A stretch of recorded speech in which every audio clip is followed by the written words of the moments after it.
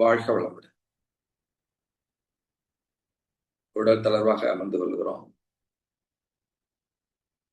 அன்பர்களே, போன நமது சந்திப்புல மகிழ்ச்சியை பற்றிய நம்மளுடைய அபிப்பிராயங்களும், அது நடைமுறையில எப்படி நமக்கு உணர்த்தப்படுகிறது என்றால்,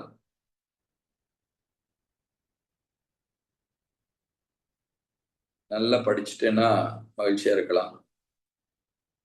நிறைய சம்பாரிச்சா மகிழ்ச்சியா இருக்கலாம். பெரிய வீடுகள் கட்டுனா மகிழ்ச்சியா இருக்கலாம். நிறைய காரு, வசதிகள் இருந்தா மகிழ்ச்சியா இருக்கலாம் அப்படின்னு சொல்லி நமக்கு கற்பிக்கப்படுகிறது. அதை பெறுவதற்காக நாம ஓடிக்கொண்டிருக்கிறோம். இந்த தேடல் நமக்குள்ள தொடர்ந்து நிகழ்ந்து கொண்டே இருக்கிறது. நல்லா கூர்ந்து கவனிச்சீங்கன்னா, அது தேடி பெற்றவர்கள் மகிழ்ச்சியாக இருக்கிறார்களா என்று கவனிச்சு பாருங்க. இல்லன்னு தான் வரும். ஏன்னா அடிப்படையில மகிழ்ச்சி என்பது தேடி பெறுவதல்ல என்பதை நல்லா புரிஞ்சுக்கோங்க. இன்றைக்கு சிந்தனையினுடைய சாரம் இதுதான். மகிழ்ச்சி என்பது தேடி பெறுவதல்ல. நாம அதை தேடிக்கொண்டிருக்கிறோம். ஒரு நாளும் அதை நாம் அடையவே முடியாது என்ற பெரும் உண்மையை மனதில் கொள்ளுங்கள். நீங்கள் தேடி பெறக்கூடிய ஒன்று அல்ல. அப்ப இத்தனை காலம் தேடிட்டு இருந்தோமே, அதைத்தான் விழிப்புணர்வுல நாம என்ன சொல்றோம்னா, உறக்கத்தில் இருக்கிறோம் என்று. எல்லாம் நமக்கு கற்பிக்கப்பட்டது. அவற்றை வேத வாக்காக புரிந்து கொண்டோம். அதை அடைவதற்காக முயற்சித்தோம், ஓடுகிறோம், ஓடினோம், ஓடிக்கொண்டு இருக்கிறோம். ஆனால் உண்மையிலேயே அவைகள் நாம் தேடும், அடைய நினைக்கும் பொருள்களில இல்லை. அப்படி இருந்தா நமக்கு கற்பிக்கப்பட்டது போல ஒரு பெரிய வீடு கட்டணும், சந்தோஷமா இருக்கணுமே, மகிழ்ச்சியா இருக்கணுமே, நிறைய சம்பாதிக்கிறோம், மகிழ்ச்சியா இருக்கணுமே,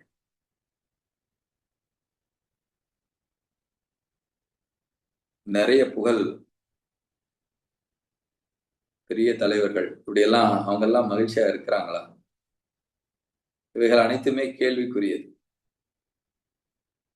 என்று நீங்க மகிழ்ச்சி தேடி பெறுவது என்ற ஒரு சித்தாந்தத்தை மனதில் கொள்கிறீர்களோ, அதை அடையவே முடியாது என்கிறார்கள் பெரியவர்கள். அப்போ போன வாரம் நான் உங்களுக்கு ஒரு விஷயத்தை ஆழமா போன சந்திப்புல ஒன்றை குறிப்பிட்டேன். என்னன்னா, மகிழ்ச்சி என்பது ஒரு பை ப்ராடக்ட். இன்னும் சொல்ல போனா தானாய் நிகழ வேண்டிய ஒன்று. தியானம் பண்ணும்போது கூட அடிக்கடி சொல்லுவேன், தியானத்தை நீங்க செய்ய முடியாது. அதற்கான சூழலை ஏற்படுத்தி நீங்க அமைதியாக காத்திருக்க வேண்டும்.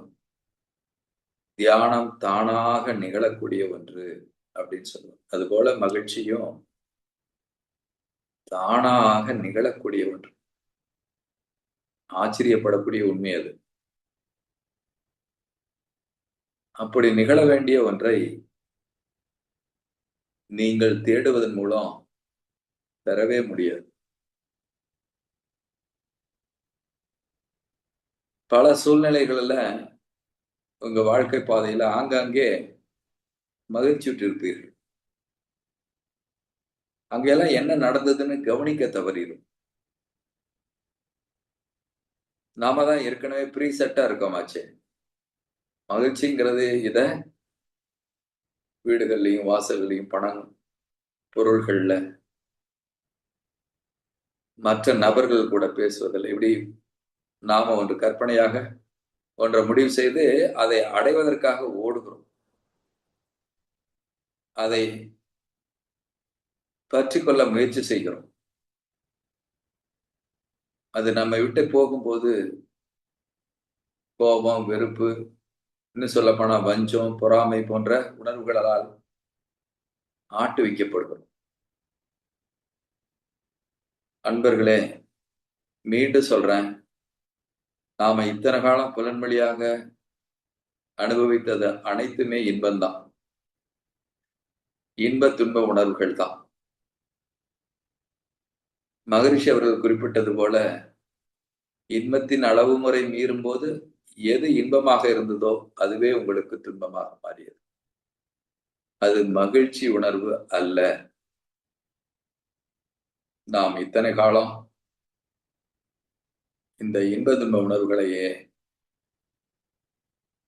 பெறுவதற்காகவும் அதில் மகிழ்ச்சி இருப்பதாகவும் ஆழமாக நம்புகிறோம். அதனால் இன்பத்தை நுகர்வதற்கு முயற்சி செய்கிறோம், போராடுகிறோம். அதை அடைவதற்கு பல தந்திரங்களையும் பல யுக்திகளையும் கையாளுகிறீர்கள். இன்ப துன்ப உணர்வுக்கு ஒரு பொருளோ நபரோ அல்லது ஏதாவது ஒன்று தொடர்பு உங்களுக்கு வேணும். அப்பதான் அதை பெற முடியும். அப்படி ஒன்றை தொடர்பு ஏற்படுத்திக் கொள்வதற்காக, அதை நம்மோடு தக்க வைத்துக் கொள்வதற்காக நாம எல்லா பொய்களையும் எல்லா அரசியலையும் செய்யறோம். ஏன்னா இன்ப நுகர்வுக்கு நமக்கு நபரோ பொருளோ அல்லது ஏதாவது ஒரு பொருளினுடைய தொடர்பு தேவைப்படுகிறது. இந்த 5 புலன் வாயிலாகத்தான் அதை பெற முடியும். எனவே நாம மகிழ்ச்சியினுடைய நுட்பம் தெரியாததால நாம் பெறும் இன்ப உணர்வுகளிலே மகிழ்ச்சி இருப்பதாக கற்பனை செய்து கொண்டு அதை அடைவதற்காகத்தான் போராடி கொண்டிருக்கோம்.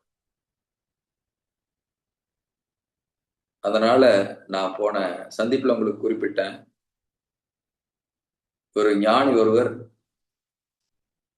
வேற இடத்துல தொலைச்சிட்டு பொருளை அதை வேற இடத்துல தேடிட்டு இருந்தாங்க அப்படின்னு சொல்லி ஒரு கதையை கூட குறிப்பிட்டேன். அது போல நாம் அனைவரும் இல்லாத இடத்துல தேடிக்கொண்டிருக்கிறோம். எதை? மகிழ்ச்சியை. அது அங்க இல்ல. எத்தனை காலம் தேடினாலும் அது கிடைக்க போறது. ஏன் இதை இவ்வளவு ஆழமா சொல்றேன் அப்படின்னா, நாம் இத்தனை காலம் நாம சந்தித்த அனுபவங்கள், நமக்கு கற்பிக்கப்பட்ட விஷயங்கள், நாம் புரிந்து கொண்ட இந்த உலகம் அந்த அடிப்படையில தான் உருவாக்கப்பட்டிருக்கு.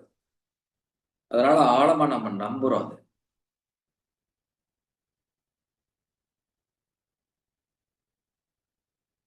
அதற்காக போராடுறோம்.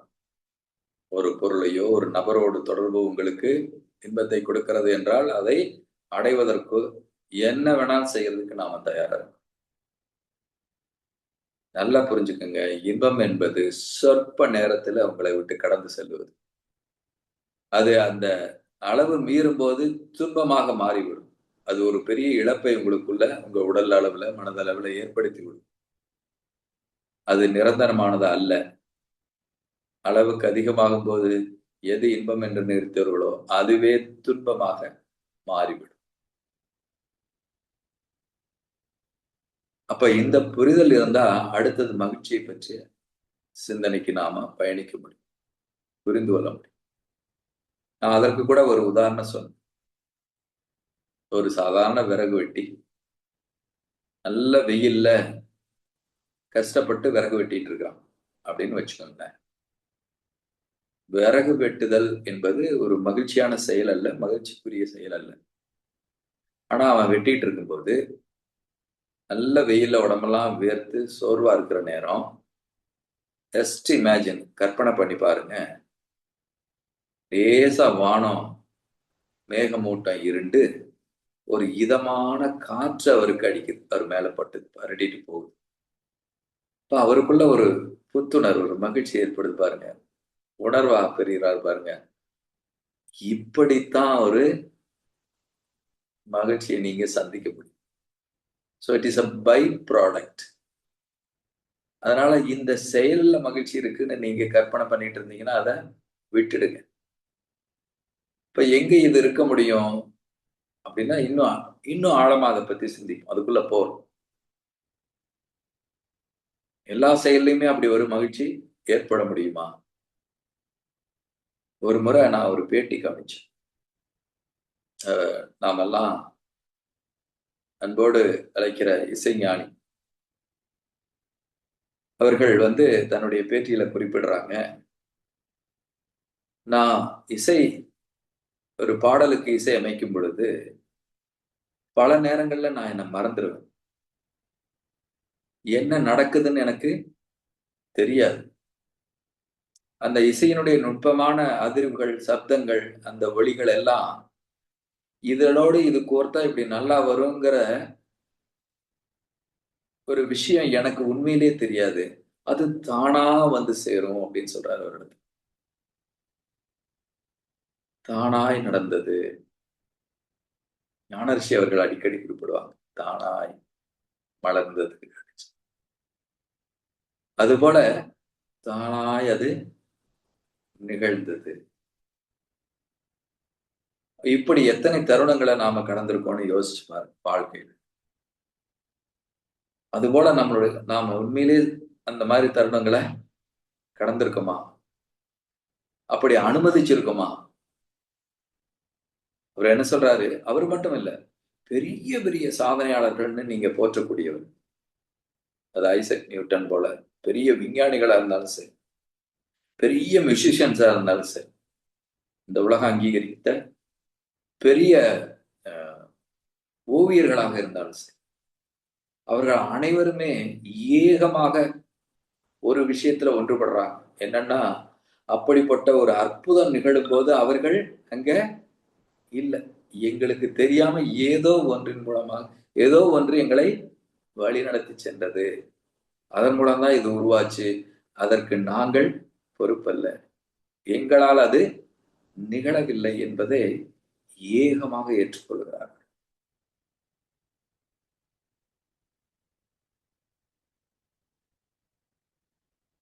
அப்போ நான், எனது, நான் தான் செய்றேன், என்னால தான் முடியும், இத சாதிச்சாதான் இது நடக்கும் அப்படிங்கிற ஓட்டத்துல இருக்கிற நாம முதல்ல இத கூர்ந்து கவனிக்கணும். இதற்குள்ள இருக்கிற நுட்பமான விஷயத்தை சிந்தனைக்கு எடுத்துக்கொள்ளணும்.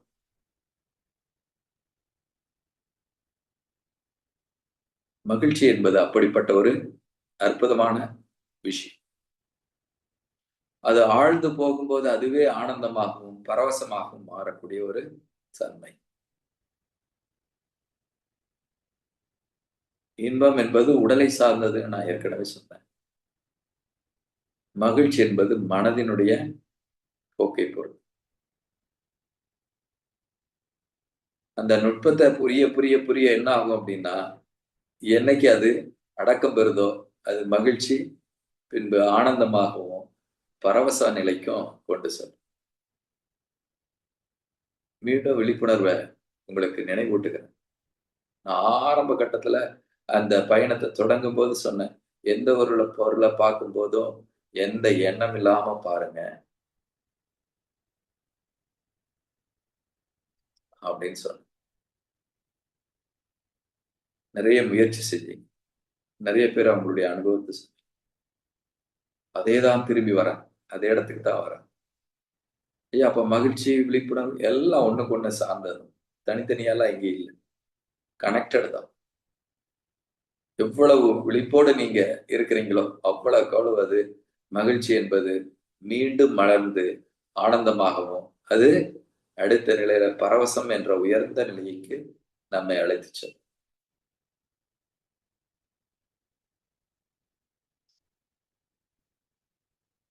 அப்போ அ இன்னைக்கு 2 விஷயத்த உங்களுக்கு உறுதியா சொல்றேன். 1 நீங்க தேடி பெறுவதல்ல மகிழ்ச்சி. 2 இன்பம் என்பது உடலை சார்ந்தது. மகிழ்ச்சி என்பது மனதினுடைய நிலை. மேன்மையான நிலை. அடுத்தது என்ன சொல்ல வர்றேன் அப்படின்னா, நாம நினைச்சிட்டு இருக்கிற பொருள்கள் இல்ல அது இல்ல. அது ஒரு பை ப்ராடக்ட் சொல்லலாம். என்ன சொல்லப்போனா, ஒன்று நிகழ்வதன் மூலம் பெறக்கூடிய ஒரு அனுபவம். அது இதுல தான் வரும்னு நீங்க நிர்ணயிக்க முடியாது. இதுலதான் மகிழ்ச்சி கிடைக்கும் அப்படின்னு உங்களால டிஃபைன் பண்ண முடியாது. அப்படிப்பட்ட ஒன்று அல்ல அது. தானாய் நிகழக்கூடியது. எப்படி தியானம் கண்ண மூடி உட்கார்ந்து நீங்க உங்களை கரைக்கிறீங்களோ, அது தானா நிகழ்கிறதோ, அதுபோல மகிழ்ச்சியும் தானாய் உங்களுக்குள்ள பெனட்ரேட் ஆகும். இப்ப நீங்க இறுக்கமா இருக்கிறீங்க, பல சட்டதிட்டங்களோட, பல ஐடியாவோட நாம சுமந்துட்டு இருக்கோம் அப்படின்னா, நிச்சயம் வாழ்நாள்ல நம்மால மகிழ்ச்சியை சந்திக்கவே முடியாது. ஏன்னா இறுக்கமா இருக்கீங்க. உங்களுக்குள்ள அது எப்படி பயணிக்கும்? எப்படி நாம அதை அனுபவிக்க போறோம்? அப்போ நீங்க இது நாள் வரையும் மகிழ்ச்சி என்று உணர்ந்த பல விஷயங்கள் 199 விஷயம் என்னவா இருக்கும்னா இன்ப நுகர்ச்சியா தான் இருக்கும். மகிழ்ச்சி சந்திச்சிருப்போம் அப்பப்போ. ஆனா அதுதான் மகிழ்ச்சின்னு நமக்கு தெரியாது.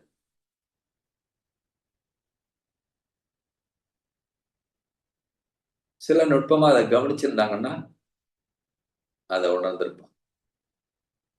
சோ இப்போ 2 விஷயம், 2, 3 விஷயத்தை நாம நினைவில் கொள்ள வேண்டும். உண்மையான மகிழ்ச்சியை நோக்கி நாம பயணித்துக் கொண்டிருக்கிறோம். அதுல இந்த எதெல்லாம் தடையா இருக்குமோ அதை நான் இப்போ உங்களுக்கு முதல்ல சொல்லிட்டேன். இவைகளெல்லாம் தடையான விஷயம். நாம புரிந்து கொண்டது, நமக்கு கற்பிக்கப்பட்டது, நாம இது நாள் வரைக்கும் கடந்து வந்த விஷயங்கள் எல்லாம் உங்களுக்கு தடையா. அதை விட்டு நீங்க இதெல்லாம் தடைகள்னு புரிஞ்சுக்கிட்டீங்கன்னா தான் நீங்க அதுல இருந்து விடுபட முடியும்.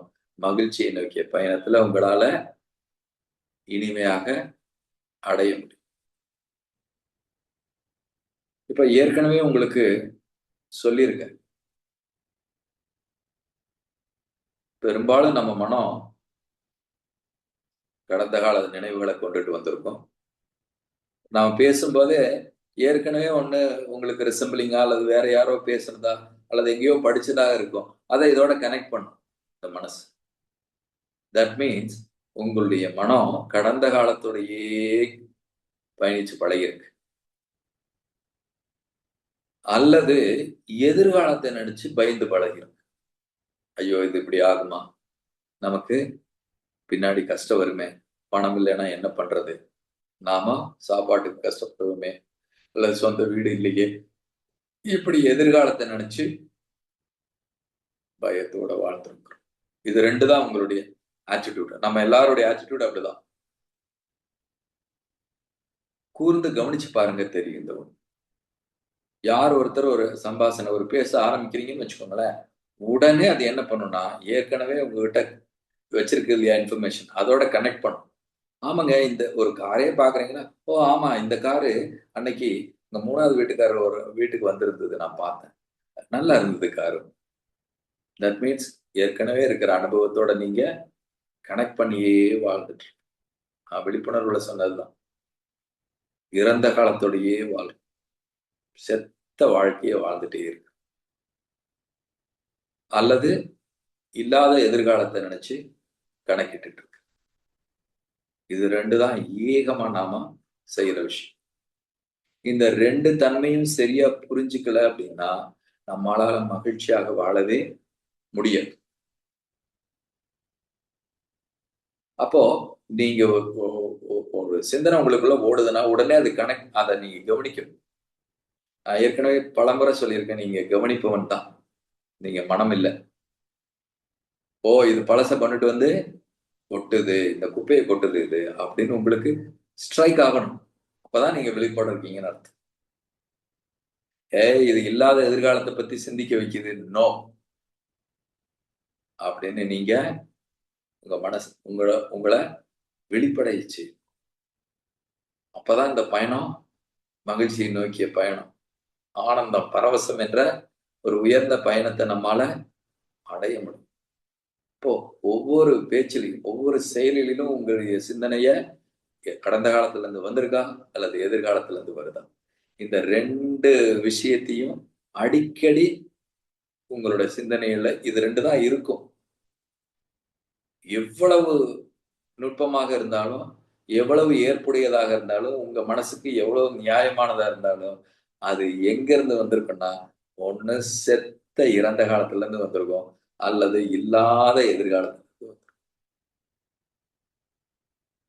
நீங்க இந்த இந்த வாரத்துல உங்களுடைய பேச்சு, உங்களுடைய செயல், உங்களுடைய சிந்தனைய கூர்ந்து கவனிச்சு பாருங்க. நான் சொல்ற இந்த பேருண்மை உங்களுக்கு அனுபவமா. சோ, ஒண்ணு கிளியரா புரிஞ்சுக்கங்க. நாம இதுகால் வரைக்கும் இன்ப துன்ப அனுபவம் தான் மகிழ்ச்சி இருப்பதாக ஆழமா நம்பிட்டு அத செய்துட்டு இருக்கிறோம். அது மகிழ்ச்சி அல்ல. அதற்கு ஒரு பொருள் தொடர்பு தேவை இருக்கிறது. அதனால உடல் இழப்பு ஏற்படுமே ஒழிய, உங்களால அத கெயின் பண்ணவே முடியாது. இத்தன காலம் நமக்கு கற்பிக்கப்பட்டது, ஓடுறது ஓடுறது எல்லாமே வந்து மகிழ்ச்சியா இருக்கிறதுக்கு வழி அப்படின்னு அவங்க கற்பனையா சொன்ன விஷயங்கள சுமந்துட்டு இருக்கிறோம். ஒரு ஆபீஸ்ல பெரிய சூப்பரண்டன்ட் ஆனா மகிழ்ச்சியா இருப்பேன். அல்லது வீடு கட்டினா மகிழ்ச்சியா இருப்பேன். பைக் வாங்குனா மகிழ்ச்சியா எது இல்லையோ அது. கார் வாங்குனா மகிழ்ச்சியா இருப்பேன். அல்லது பக்கத்து தோட்டத்த வாங்குனா மகிழ்ச்சியா இருப்பேன். இப்படி எதையெல்லாம் தேடிட்டு இருக்கீங்களோ, எதெல்லாம் தேடி ஓடிட்டு இருக்கீங்களோ, அங்க இல்ல உங்க மகிழ்ச்சிங்கிறது உங்க கடந்த கால அனுபவத்துல உங்களுக்கு தெரியும். எதையெல்லாம் மகிழ்ச்சின்னு நினைச்சு அடைஞ்சீங்களோ, அங்க அது இல்லை என்பதை நீங்கள் புரிந்திருப்பீர்கள். அதேதான் இனி எதிர்காலம். அப்படித்தான் போகும். இப்போ உண்மையான மகிழ்ச்சி எதை சார்ந்தது? அதுக்கு வரேன். அடுத்தது வரேன். அப்போ எதெல்லாம் நமக்கு தடையா இருக்கோ, அதெல்லாம் சரியா நீங்க புரிஞ்சுட்டீங்கன்னா, உண்மையான மகிழ்ச்சியை நாம ஈஸியா புடிச்சிடலாம். என்ற சிந்தனையோட இன்றைக்கு நம்மளுடைய சிந்தனைய நிறைவு செய்றேன். இன்னைக்கு அம்மா வந்து